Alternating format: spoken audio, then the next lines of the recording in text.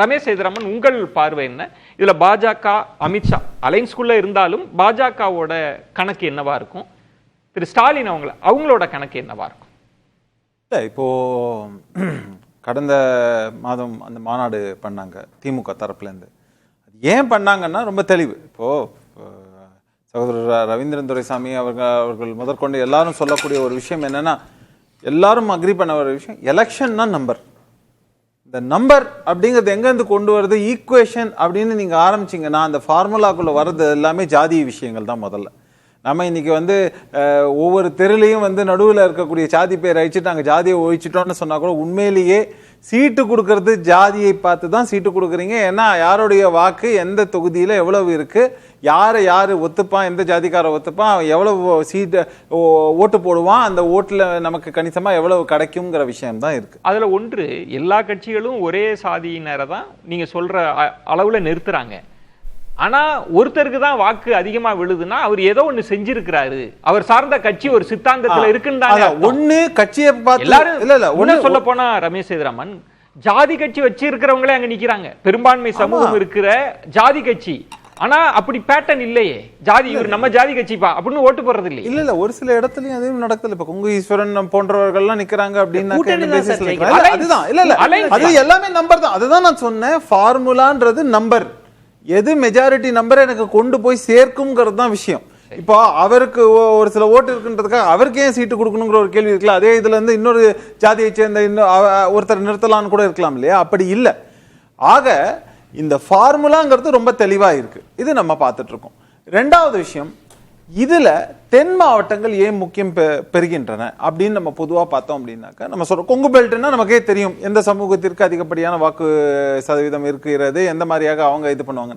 தென் மாவட்டங்கள் அப்படின்னு நீங்க எடுத்தீங்கன்னாக்கா அதே மாதிரி முக்குலத்தோர் இந்த மாதிரி இவங்க சமூகத்துடைய வாக்குகள் அதிகமா இருக்கு அப்படின்னு நம்ம ஒரு பார்வையை வைக்கும்போது, இப்போ பிஜேபியிலேயே இப்போ கொங்கு மண்டலம்னு எடுத்தீங்கன்னா அதிமுக கூட்டணியில இருக்கு அப்படின்னா எடப்பாடி அவர்கள் அங்க ஒரு முகமாக காட்டப்படுகிறார். அதே ஒரு முகமாக முன்னாள் தலைவர் ஒருத்தரையும் காட்டுறாங்கன்னு வச்சுக்கோங்களேன்.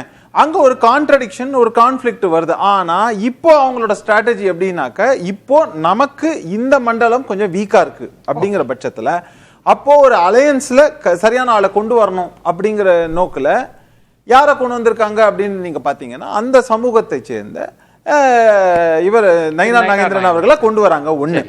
ரெண்டாவது விஷயம், இதுல அந்த சமூகத்துக்கு ஒரு ஃபேஸ் தேவைப்படுது அப்படிங்கறதுல ஒரு ஆஸ்பெக்ட். இன்னொன்னு அந்த ரீஜனை நீங்க ஃபுல்லா கவர் பண்ணிடுறீங்க, அப்போ ஈக்குவேட் ஆகுது. இன்னொன்னு, பாஜக தன்னுடைய ஃபோல்டுல இப்போ அதிமுக என்ன சொல்றாங்கன்னா, இப்ப டிடிவி தினகரன் அவர்களையோ இல்லைன்னா ஓபிஎஸ் அவர்களையோ இவங்களோட இதுல சேர்த்துக்கிறதுக்கு இல்லைங்கிற மாதிரி சொன்னா கூட பாஜக அவங்கள தன்னுடைய ஃபோல்ட்ல வச்சுக்கிறாங்கும் போது அங்கேயும் அவர்களுக்கு உண்டான ஒரு பேஸ் அதை தக்க வைத்து. நீங்க சொல்றது ஒரு பேலன்ஸ் பண்ணியிருக்காங்க. இப்ப மேற்கு மண்டலத்துல திரு இபிஎஸ் அவர்கள் முன்னிலைப்படுத்துகிற போது நம்ம பகுதியை சார்ந்தவங்க அப்படின்னு இன்னும் ஒரு இணக்கம் தோன்றுன்றது. இப்ப இங்க நீங்க திரு நயினார் அவர்களை முன்னிலைப்படுத்த போறீங்க, அங்கேயும் திரு இபிஎஸ் அவர்கள் தானே முதல்வர் வேட்பாளர். முதல்வர் வேட்பாளர்ங்கிறது வேறங்க. அங்க இல்ல, நீங்க அததான் தப்பு பண்றீங்க. இப்ப நான் என்ன சொல்றேன், இப்ப திமுக அப்படின்னு நீங்க எடுத்தீங்கன்னா முதல்வர் வேட்பாளர் ஸ்டாலின் தான். ஆனா சிறுபான்மைன்னு வரும்போது நீங்க விசிகாவை கொண்டு வந்து சேர்த்துக்கிறீங்கல்ல. அதே மாதிரி ஒவ்வொரு கட்சியில இருந்தும் ஒருத்தரை கொண்டு வந்துக்கிறீங்க. முதல்வர்னு ஒரு ஃபேஸ் எல்லாரும் ஒத்துக்கொண்டது. எந்த கட்சி அதுல தலைமை தாங்க போகிறது கூட்டணிங்கிறது தெளிவா தான் இருக்கு. நீங்க சொன்ன இடம் ரவீந்திரன் துரைசாமி அவர்கள் சொன்னதை உடைச்சு பேசணும் அப்படின்னா, இன்றைக்கு இரட்டை தலைமை இல்ல, ஒற்றை தலைமை தான். இல்ல, போன முறை தோத்து போய்டுவோம் தெரிஞ்சு கூட அவர் தெளிவான தெளிவான முடிவை எடுத்தாருன்னு இபிஎஸ் பலமுறை பேசி. இல்ல, நான் கேட்பது இப்ப இங்கு ஒற்றை தலைமை தான். திரு இபிஎஸ் அவர்கள் தான் முன்னிலைப்படுத்துகிற போது அவர் நுணுக்கமா சொன்னார் சில அதிருப்திகள்லாம் இருக்கு அப்படின்றப்ப, அதை நீங்க திரு நயினார் நாகேந்திரனை வச்சு ரீப்ளேஸ் பண்ணிட முடியுமா? அதிமுகவில் இருக்கிற ஆதங்கத்தை நீங்க திரு நயினார் நாகேந்திரனை வச்சு எப்படி ரீப்ளேஸ் பண்ண முடியும்னு கேட்க இல்லைங்க. நீங்க போட்டு குழப்பிக்கிறீங்கன்னு நான் சொல்றேன். நான் என்ன சொல்ல வரேன்னா, அதிமுக விவகாரம் அது தனி. சரி. ஆனா அதே சமயத்துல நீங்க இங்க உள்ளுக்குள்ள கொண்டு வரணும். கடந்த இது இடைத்தேர்தல் என்ன ஆச்சு? எங்களுக்கு பாஜகவுடன் கூட்டணியே இல்லைன்னு சொன்ன அதிமுக காரணம் எதுக்கு சொன்னாங்க அப்படின்னாக்க, சிறுபான்மை வாக்குகள் நமக்கு போது, அந்த சிறுபான்மை வாக்குகளை திரும்ப கொண்டு வரணும்னா பாஜக அல்லாத ஒரு கூட்டணியில நின்று நம்மளுடைய ஸ்ட்ரெங்த்தை எஸ்டாப்ளிஷ் பண்ணுவோம் அப்படின்னு ஒரு முறையில அவங்க ட்ரை பண்ணாங்க.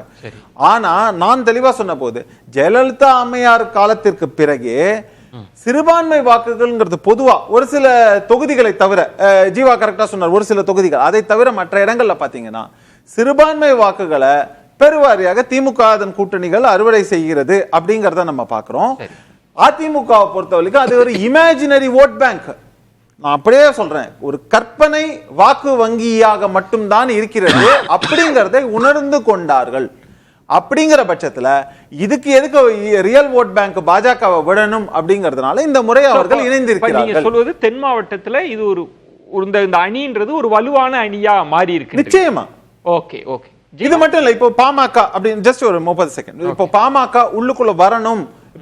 இப்போ நம்ம இந்த கான்ஃபிளிக்ட் எல்லாம் பாக்குறோம், அதை மீறி பாமக ஏன் வரணும், அதே மாதிரி வன்னியர் பெல்ட் அதை ஃபுல்லுத்தையும் நீங்க வந்து கேப்சர் பண்ணணும் அப்படின்னாக்க இந்த மாதிரியாக இருக்கக்கூடிய ஈக்குவேஷன்ஸை கொண்டு வரணும். இப்ப திமுக ஏன் ஒரு பதட்டம் காட்டுறாங்க அப்படின்னு நம்ம சொன்னோம்னா இந்த ரீசன் தான். இப்போ அதனாலதான் வேலையை முன்னாடியே ஆரம்பிக்கணும். இதுல இருந்து ஆரம்பிச்சு தென் மாவட்டத்துல அந்த இடத்துல அவங்க மாநாடு போட்டதுக்கும் காரணம் அதுதான்.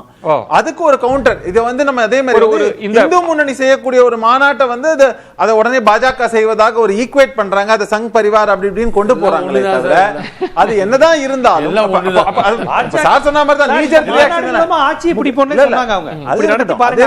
அதாவது பாஜக பிரமுகர்களை அழைப்பு விடுக்க மாட்டாங்களா? அழைப்பு விடுக்க மாட்டாங்களா? எதுக்கு மாநாட்டுக்கெல்லாம் அழைப்பு விடுக்க மாட்டாங்களா? அது இல்லாம பரிவார்னு கூப்பிட்டா எல்லாருக்கும் தான் அழைப்பு இருக்கும், ஈவன் கூட்டணி கட்சிகளுக்கு கூட இருக்கும்ங்கிறதெல்லாம் வேற விஷயம். சரி, அதை தாண்டி நான் சொல்லக்கூடிய விவகாரம் ஒண்ணே ஒண்ணு. ஓகே.